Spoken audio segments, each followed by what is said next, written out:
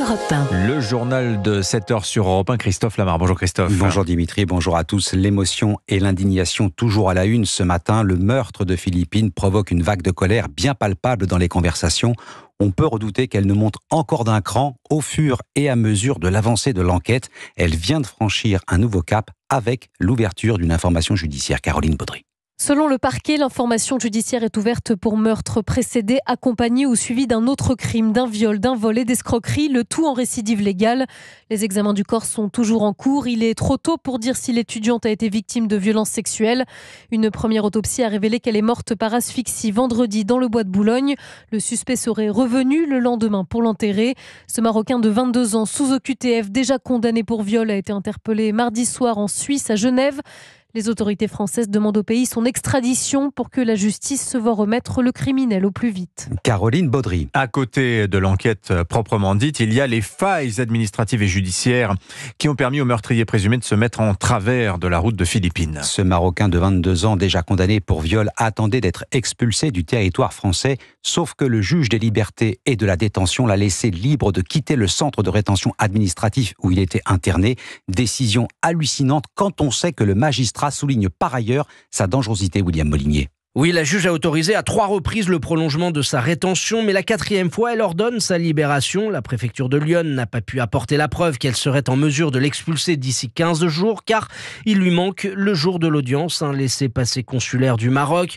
La juge écrit noir sur blanc que compte tenu de l'absence de logement ou d'insertion sociale, il n'est pas à exclure que ce clandestin puisse constituer une menace à l'ordre public. Il y a, souligne-t-elle, un risque de réitération de faits délictueux compte tenu de son passé judiciaire. Je vous le rappelle, il a été condamné à 7 ans de prison pour viol.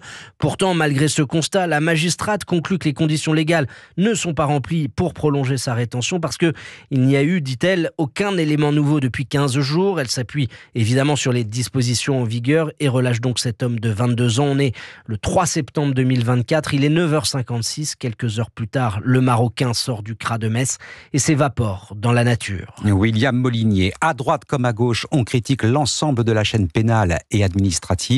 Le ministre de l'Intérieur dit refuser la fatalité. S'il faut changer les règles, changeons-les, assure Bruno Retailleau. Il appelle le ministre de la Justice à travailler avec lui pour assurer, dit-il, la sécurité des Français. On parlait de la colère des Français à l'université Paris-Dauphine où Philippine suivait ses cours. Elle est plus que palpable. Vous allez l'entendre, il plane aussi le sentiment que la justice n'est plus capable d'assurer la sécurité de tout un chacun.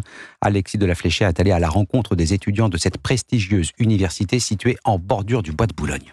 En fait, on se rend compte que les autorités qui sont censées nous protéger, le système judiciaire, en fait, c'est bidon. Il y a rien qui tient. S'il y a un gars qui est sous OQTF, se balade tranquillement dans la rue, c'est lassant. Et c'est déprimant parce qu'on se rend compte qu'on va quand même dans un mur. Quand on se fait violer, on apprend que notre violeur, 2 ans après, il est dans la rue et qu'il est complètement libre de ses mouvements. En fait, c'est une injustice. On sait qu'il y en a plein des personnes en liberté qui sont soit sous OQTF, soit qui ont commis des viols mais qui ne sont pas condamnées. Ça vous révolte ? Oui, quand même, oui. Je trouve ça dingue que quelqu'un qui a déjà un casier judiciaire, qui a déjà été interpellé, qu'il n'y ait pas eu plus de précautions qui soient prises, qui soient relâchées. Je trouve ça un peu aberrant quand même. Un témoignage d'étudiants à l'université Paris-Dauphine recueilli par Alexis de la Fléchère. Les obsèques de Philippine auront lieu demain à Versailles. Vous écoutez Europe 1 matin, il est 7h05. La présentation du budget 2025, elle aura lieu la semaine du 9 octobre. Promesse du ministre du Budget devant la Commission des finances de l'Assemblée. Un constat et une inquiétude. On devrait dépasser les 6% de déficit du PIB à la fin de l'année.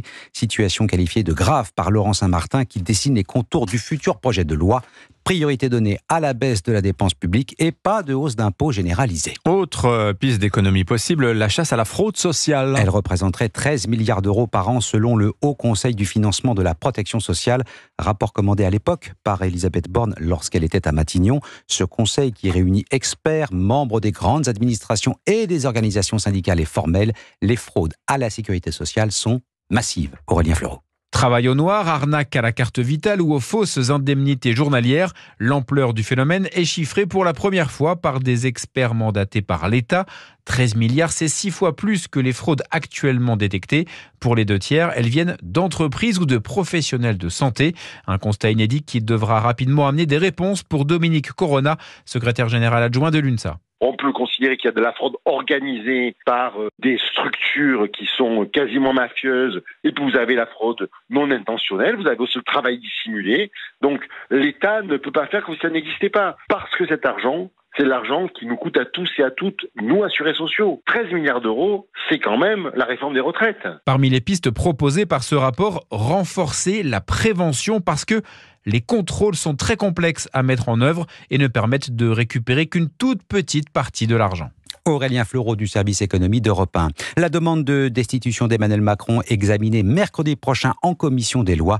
Le texte soutenu et signé par la France Insoumise a peu de chances d'être adopté au final, les 2/3 des parlementaires, sénateurs compris, étant requis. Ce chiffre qui est aussi un sondage CSA pour Europe 1, CNews et le journal du dimanche, 72% des Français estiment qu'il faut engager des poursuites judiciaires à l'encontre des responsables politiques qui dénigrent les forces de l'ordre. L'actualité à l'étranger, la France et les États-Unis proposent un cessez-le-feu au Liban. Appel à un cessez-le-feu de 21 jours, soutenu également par l'Arabie Saoudite, les Émirats Arabes Unis et le Qatar. Idée de trêve temporaire née d'une réflexion commune entre Paris et Washington. Hier soir, à la tribune des Nations Unies, Emmanuel Macron a demandé au Hezbollah et à Israël l'arrêt immédiat des hostilités. Au moment où nous nous parlons, le risque principal est celui de l'escalade. Le Hezbollah prend depuis trop longtemps le risque insoutenable d'entraîner le Liban dans la guerre. Israël, quant à lui, ne peut sans conséquence étendre ses opérations au Liban. La France exige le respect par chacun de ses obligations le long de la ligne bleue. Nous agirons donc pour faire émerger une voie diplomatique indispensable afin d'épargner les populations civiles et empêcher une explosion régionale. Il ne doit pas, il ne peut pas y avoir de guerre au Liban. C'est pourquoi nous appelons avec force Israël à cesser l'escalade au Liban et le Hezbollah à cesser les tirs vers Israël. Nous appelons avec force tous ceux qui leur en fournissent les moyens à cesser de le faire. Emmanuel Macron hier soir à la tribune des Nations Unies, le chef de l'État qui a ensuite pris la direction d'Ottawa au Canada où l'attendait le Premier ministre Justin Trudeau. Rencontre et dîner en tête-à-tête dans la résidence privée du chef du gouvernement canadien. Allez, un mot de sport et la suite de la première journée de Ligue Europa. Lyon accueille les Grecs de l'Olympiakos ce soir, match à 21h. Hier, Nice a arraché le nul sur sa pelouse face à la Real Sociedad. 1 but partout. Merci Christophe Lamar, c'était votre journal. Il est 7h09 sur Europe 1 à suivre l'édito éco. Les prévisions de déficit s'aggravent, c'est catastrophique. Il faut désormais trouver pour l'an prochain 40 à 50 milliards d'euros. Les entreprises, elles vont passer à la caisse, c'est une certitude. Mais si elles faisaient grève pour exiger des contreparties, que l'État fasse vraiment des économies par exemple, ça ressemblerait à quoi une grève patronale? On va en parler avec Agnès Verdier-Molinier dans 10 minutes. Et puis dans un instant, Dimitri Pavlenko, l'invité d'Europe 1 matin. Elle s'appelle Claire Géronimi. Il y a un an, elle a été violée par un homme centrafricain sous OQTF, profil qui ressemble beaucoup évidemment à celui du meurtrier de Philippines. Eh bien, Claire Géronimi appelle au rassemblement dimanche à la mémoire de la jeune étudiante assassinée au Bois de Boulogne. Elle est avec nous dans un instant. Bon réveil à vous sur Europe 1. 7h.